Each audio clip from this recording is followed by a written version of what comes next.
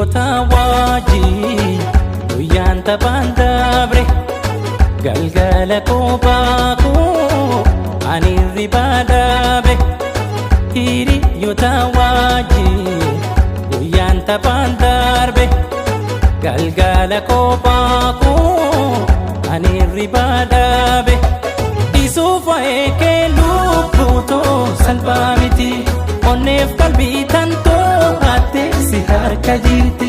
Isuuf eekee lubbutoo salphaa miti onneef qalbii too hattee si harka jirti.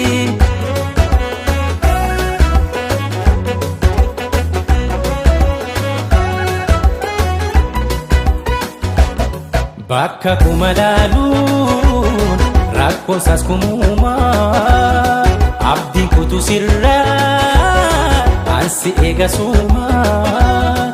Bakka kuma laaluun rakkoon saas kumumaa abdiin kutu sirraa ansi eegasumaa. Garuu na ulfaatee natti ulfaatee jaalalaan nama raachite nama raachite. Waa'een kee natti ulfaate jaalalaan nama raachite. Maaloo yaadame na kottume natti cime natti cime. Maaloo yaadame na kottume natti cime natti cime. Maaloo yaadame na kottume natti cime natti cime. Maaloo yaadame na kottume natti cime.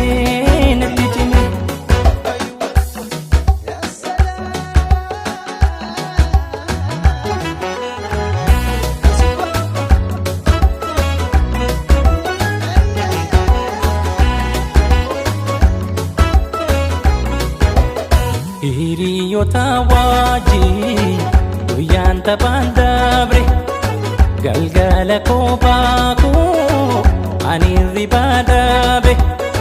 Hiriyoota wajjin guyyaan taphaan darbe galgala kophaa koo ani hirribaa dhabe. Isuuf eekee lubbutoo salphaa miti onneef qalbii tantoo hattee si harka jirti.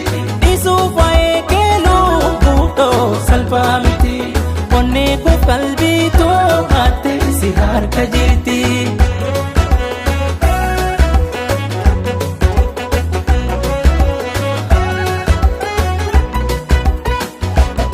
Yoo ati nan beeyne miidhamu koo beeki silaa sin rakkisu jaalala naaf argi.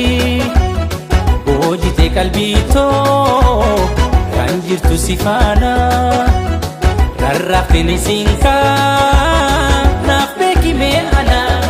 Garuu na ulfaatee natti ulfaatee jaalalaan nama raachite nama raachite. Waa'een kee